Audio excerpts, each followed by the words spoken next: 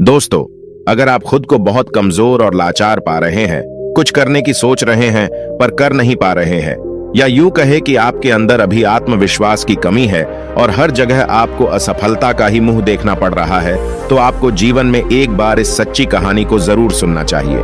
ये सिर्फ आपको सफल ही नहीं बनाएगी, बल्कि यह आपके अंदर के आत्मविश्वास को जगाह देगी। और आपको भी पता है कि दुनिया में कुछ बड़ा करने के लिए, कुछ बड़ा हासिल करने के लिए, कुछ बड़ा बनने के लिए हमारे अंदर आत्मविश्वास का बड़ा होना बहुत ज्यादा जरूरी होता है। तो बिना समय गवाए उस सच्ची कहानी की तरफ चलते हैं। प्राचीन समय में निरंजना नदी के किनारे बसे एक गांव में हेमू नाम का एक नौजवान युवक रहता था। आपको जानकारी के लिए बता दूं कि निरंजना नदी के पास में ही एक वृक्ष है। उसी के नीचे बैठकर महात्मा बुद्ध को ज्ञान प्राप्त हुआ था। दोस्तों, उस समय से शिक्षाएं आश्रम में दी जाती थी। उस समय की दी हुई शिक्षाएं आज के समय में बिल्कुल फिट बैठती हैं। हेमू का बचपन तो अच्छा गुजरा, धीरे धीरे वह बड़ा भी होने लगा। कहते हैं ना कि जब जिम्मेदारियों का बोझ सर पर आता है तो हमारी असली परीक्षा होती है। बचपन में माता पिता का हाथ हमारे सर पर होता है तो हमें कुछ पता नहीं चलता है, लेकिन जब खुद कमाना पड़ता है तभी हमारे असली संघर्ष और हिम्मत की पहचान होती है। हेमू भी बड़ा हो गया था, कमाने लायक हो गया था। बारिश का मौसम था, हवा भी खूब तेज चल रही थी और गोले भी पड़ रहे थे। हवा इतनी तेज बह रही थी कि ऐसा लग रहा था वह पेड़ों को उखाड़कर अपनी साथ बहा ले जाएगी। हेमू के घर पर 2 बैल थे। बैलों के द्वारा ही उनकी खेती बाड़ी का काम काज चल रहा था, लेकिन आंधी और वर्षा इतनी तेज थी कि बारिश में बैल भीग रहे थे। हेमू की माता ने भीग रहे बैलों को छाव में लाने के लिए जैसे ही बाहर निकली, वैसे ही फिसलकर गिर गई। उनकी कमर टूट गई। फिर उसकी मां कभी ठीक से चल नहीं पाई। बहुत सारे पैसे उनके इलाज में खर्च हो गए, फिर भी बहुत खास असर नहीं हुआ। धीरे धीरे समय बीतने लगा। हेमू की मां अब ज्यादातर अपने बिस्तर पर ही लेटी रहती थी। हेमू नौकरी की तलाश में, काम काज की तलाश में घर से बाहर निकल आया, क्योंकि अब उसे पैसों की जरूरत थी। तभी तो घर का काम आसानी से चल सकता। कामकाज की तलाश में वह घर से बाहर निकल पड़ा। जो पैसे लेकर निकला था वह सब 1-2 दिन में खत्म हो गए। हेमू को कई जगह पर काम भी मिला, पर वह कुछ दिनों ही वह टिक पाता। उसके काम के करने के तरीकों की वजह से उसके मालिक असंतुष्ट हो जाते थे और उसे नौकरी फिर वहां से निकाल दिया जाता था। ऐसा उसके साथ हर जगह हुआ। जहां जाता कुछ दिन नौकरी करता और फिर वहां से निकाल दिया जाता था, क्योंकि वो ठीक ढंग से कोई काम नहीं सीखा था। कई कमियां थीं उसमें। हेमू को यह समझ में आ गया था कि कुछ कमी है उसमें, जिसकी वजह से वह हर जगह से भगा दिया जाता है। अब उसे जरूरत थी तो एक ऐसे गुरु की जो उसे सही मार्ग दिखा सके, क्योंकि ऐसे समय में अगर कोई सही मार्ग दिखा जाता है तो इंसान की जिंदगी संवर जाती है। क्योंकि हम मुश्किल भरे वक्त में होते हैं, ऐसे में इंसान को बहुत ही संभालने की जरूरत होती है। हेमू हताश, निराश, परेशान होकर एक बगीचे में बैठा हुआ था। तभी उसे वहां से कुछ बौद्ध भिक्षु अपने बर्तन में भिक्षा पात्र लेकर गांव से लौट रहे थे और वे लोग आश्रम की तरफ बढ़ रहे थे। जब हेमू उन सबको देखता है तो वह उनका पीछा करने लग जाता है। पीछा करते करते वह भी उनके साथ आश्रम में पहुंच जाता है। जब आश्रम के कुछ बच्चों ने हेमू को देखा तो उन्हें लगा कि यह चोर है। वे लोग चिल्लाने लगे कि आश्रम में चोर घुस गया है। तभी कुछ बच्चे दौड़कर उसे पकड़ लेते हैं और आश्रम में लाते हैं। वो हाथ जोड़कर उन सभी से प्रार्थना करने लग जाता है और कहता है कि हे महात्मा, मैं कोई चोर नहीं हूं। मैं जिंदगी से हारा हुआ एक इंसान हूं। मेरी जिंदगी में कुछ भी बचा नहीं है। मेरी एक माँ है, उसकी कमर टूट गई है और वह बिस्तर पर लेटी रहती है। उसके इलाज में बहुत सारा पैसा खर्च हो गया और कुछ ही खेती बची थी जिसे पिताजी ने बेच दिए। मैं पैसा कमाने के लिए काम की तलाश में इधर उधर भटक रहा हूं। मैं जहां कहीं जाता हूं, नौकरी से निकाल दिया जाता हूं। मैं पूरी कोशिश करता हूं कि मैं अपना 100% दे सकूं, पर पता नहीं क्या हो जाता है कि जहां मैं जाता हूं वहां कुछ दिनों बाद मेरा मालिक मुझसे नाराज हो जाता है और मुझे वहां से काम से निकाल देता है। इतना कहकर रोने लगा। तो ऐसे बुरे वक्त में कौन नहीं रोएगा। तभी उस आश्रम के प्रधान भिक्षुक भी वहां पहुंच जाते हैं। वो सभी को हटने का आदेश देते हैं और उस हेमू के पास पहुंच जाते हैं और उसकी परेशानियों को समझते हैं। प्रधान भिक्षुक उस युवक की परेशानियां बड़े ही ध्यान से सुनते हैं। प्रधान भिक्षुक उस युवक से कहते हैं कि बेटे, तुम रो नहीं, तुम अगले 10 दिनों तक कहीं नहीं जाओगे। इन 10 दिनों में हम तुम्हारी पूरी जिंदगी बदल देंगे। तुम्हारा खोया हुआ आत्मविश्वास लौट आएगा। लेकिन तुम इन 10 दिनों में जो भी काम करने को कहूंगा तुम्हें करना पड़ेगा। अगर तुमने इन 10 दिनों में मेरी बात मान गए तो तुम्हें पाने के लिए लोग तरस जाएंगे और तू जिंदगी में बहुत ही आगे चले जाओगे। बस तुम्हें 10 दिनों तक यही रुकना है और जो मैं कहूंगा, जैसा मैं कहूंगा वैसा तुम्हें करना है। अगले 2 दिनों तक प्रधान भिक्षुक ने उसे पौधों में पानी भरने का काम देते हैं। वह पौधों में पानी भरता है और उसके काम को प्रधान भिक्षुक देखते हैं। फिर प्रधान भिक्षुक भी अगले 2 दिनों तक उसे भिक्षा मांगकर लाने को कहते हैं। वह गांव जाता है और भिक्षा मांगकर लाता है। इसी तरह 5 दिनों तक वह अवैध भिक्षुक चुपचाप हेमू को देखते हैं और उसकी क्रियाविधि को देखते हैं। वह किस तरीके से काम कर रहा है, उसके कामों में क्या कमी है, ये सब प्रधान भिक्षुक चुपचाप देखते रहते हैं। पर हेमू को इस बात का अंदाजा नहीं होता है कि प्रधान भिक्षुक उसकी क्रियाविधि पर नजर रख रहे हैं। 5वें दिन की शाम को प्रधान भिक्षुक हेमू से कहते हैं, अगले दिन तुम सुबह नदी में स्नान करने के बाद हमारे पास आ जाना। अब हम तुम्हें कहीं नहीं भेजेंगे। हेमू जैसे तैसे उस आश्रम में उस रात सो जाता है और सुबह उठते ही नदी के पास जाता है और वहां से स्नान करने के बाद वापस उन प्रधान भिक्षुक के पास पहुंच जाता है। वो भिक्षुक को प्रणाम करता है और उनके पास बैठ जाता है।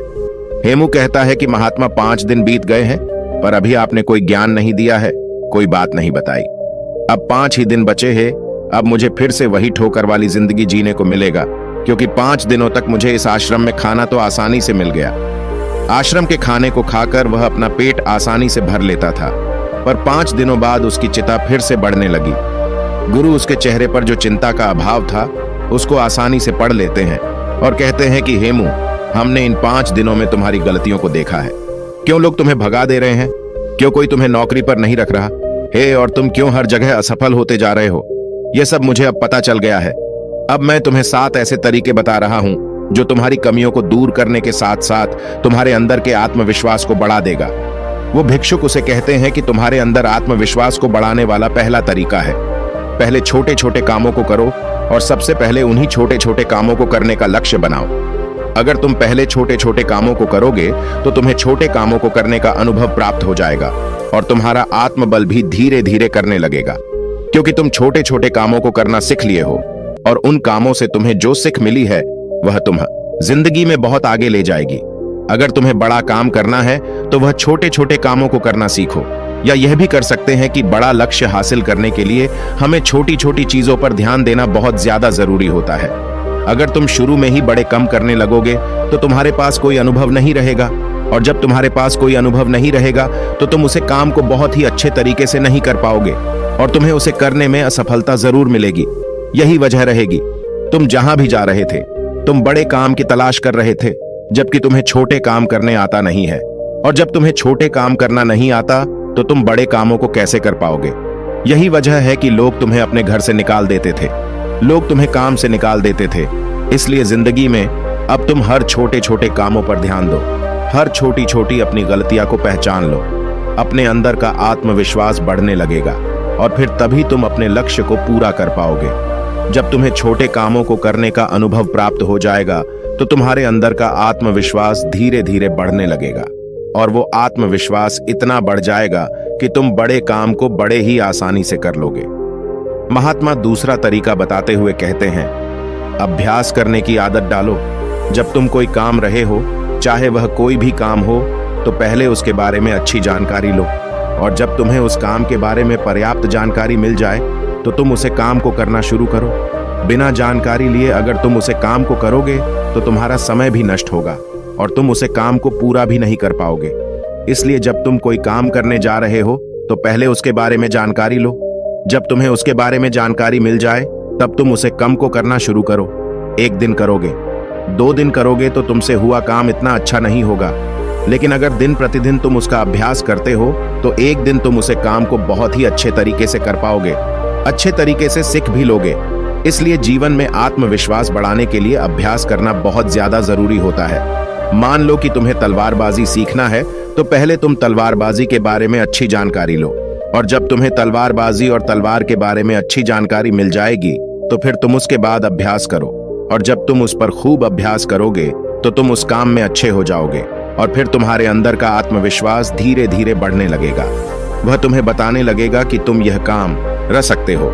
इसलिए अगर अपने जीवन में आत्मविश्वास को बढ़ाना है, सफलता पाना है, तो अभ्यास करना बहुत ज्यादा जरूरी होता है। तुम जितना ज्यादा अभ्यास करोगे तुम उतनी ही गलतियां कम करोगे। जो इंसान जितना कम अभ्यास करता है उससे गलतियां उतनी ही ज्यादा होती है। अभ्यास ही तुम्हारी कमजोरी को दूर करता है।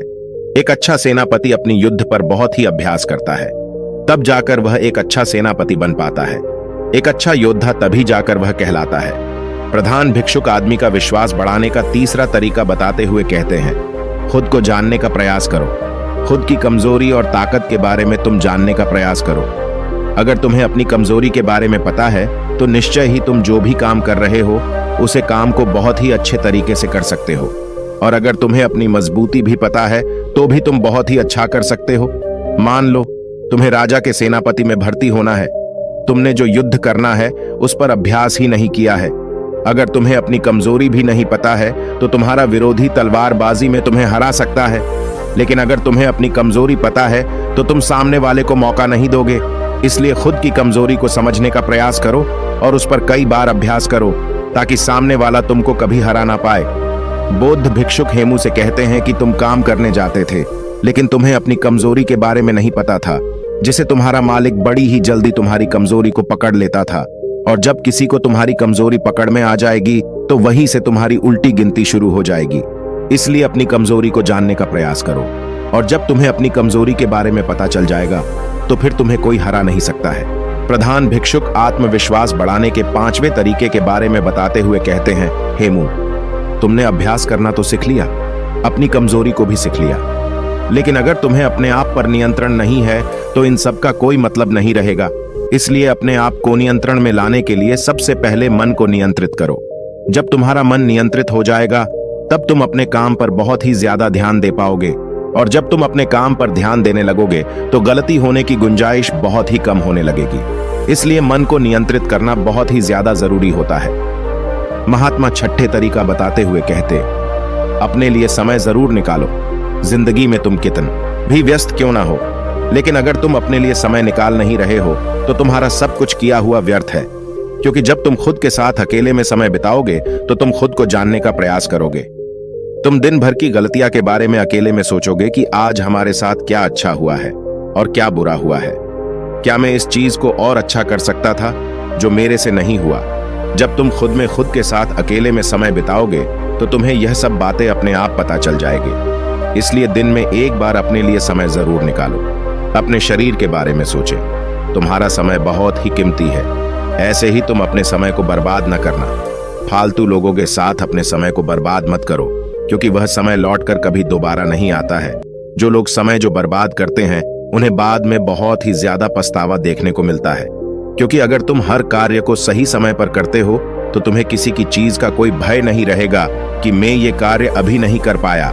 जब तुम हर कार्य को सही समय पर करोगे तो तुम्हारा आत्मविश्वास अपने आप जागने लगेगा। प्रधान भिक्षुक आत्मविश्वास बढ़ाने के 6वें तरीके बारे बताते हुए कहते हैं, अपने शरीर का ख्याल रखो। अगर तुम्हारा स्वास्थ्य ठीक है तो ही तुम जिंदगी में कुछ कर सकते हो। तुमने जितना भी अभ्यास किया हो, लेकिन अगर तुम्हारा स्वास्थ्य ठीक नहीं है तो तुम कुछ भी नहीं कर पाओगे। इसलिए अपने स्वास्थ्य पर ध्यान देना बहुत ही ज्यादा जरूरी होता है। इसके लिए तुम दिन प्रतिदिन व्यायाम करो और जब हमारा शरीर स्वस्थ रहता है तो ही हमारे मन में अच्छे विचार उत्पन्न होंगे। तभी हम अपने कार्य को अच्छे तरीकों से कर पाओगे। प्रधान भिक्षुक हेमू से कहते हैं, हेमू, तुम यही हमारे 5-15 दिन और बिताओ। उसका पहले अभ्यास करो, फिर मैं तुम्हें राजा के यहाँ भेजता हूँ। 15 दिन बाद प्रधान भिक्षुक हेमू को राजा के यहाँ भेजते हैं। राजा हेमू के कार्य को देखकर बहुत ही प्रभावित होते हैं और वो उसे अपनी सेना में सम्मिलित कर लेते हैं, जिससे उसका जीवन बहुत ही अच्छे तरीके से बीतने लग जाता है। बहुत बहुत धन्यवाद आप लोगों का इतनी तसल्ली के साथ हमारी कहानी सुनने के लिए। धन्यवाद।